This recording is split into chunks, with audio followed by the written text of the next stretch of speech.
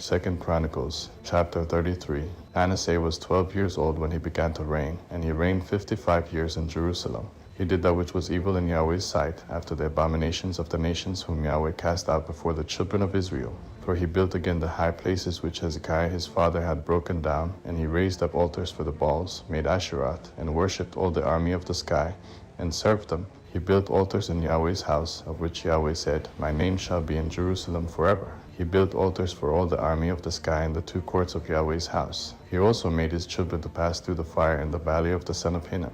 He practiced sorcery, divination, and witchcraft, and dealt with those who had familiar spirits and with wizards. He did much evil in Yahweh's sight, to provoke him to anger. He set the engraved image of the idol which he had made in God's house, of which God said to David and to Solomon his son, In this house and in Jerusalem, which I have chosen out of all the tribes of Israel, I will put my name forever. I will not any more remove the foot of Israel from off the land which I have appointed for your fathers, if only they will observe to do all that I have commanded them, even all the law, the statutes, and the ordinances given by Moses. Manasseh seduced Judah and the inhabitants of Jerusalem, so that they did more evil than did the nations whom Yahweh destroyed before the children of Israel. Yahweh spoke to Manasseh and to his people, but they didn't listen. Therefore Yahweh brought on them the captains of the army of the king of Assyria, who took Manasseh in chains, bound him with fetters, and carried him to Babylon. When he was in distress, he begged Yahweh his God, and humbled himself greatly before the God of his fathers. He prayed to him, and he was entreated by him, and heard his supplication, and brought him again to Jerusalem and to his kingdom.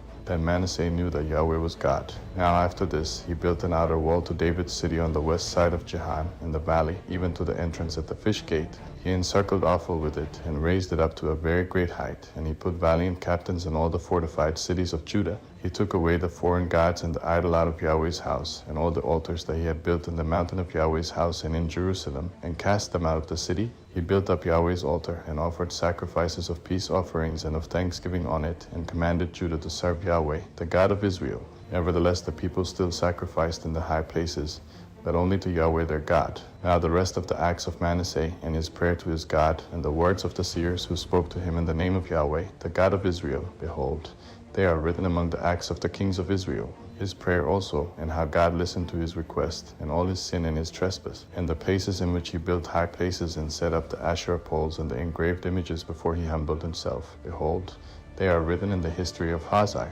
So Manasseh slept with his fathers, and they buried him in his own house, and Amon his son reigned in his place. Amon was 22 years old when he began to reign, and he reigned 2 years in Jerusalem.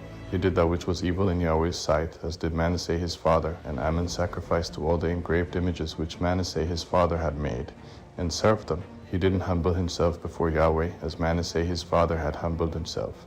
But this same Amon trespassed more and more. His servants conspired against him, and put him to death in his own house. But the people of the land killed all those who had conspired against King Amon, and the people of the land made Josiah his son king in his place.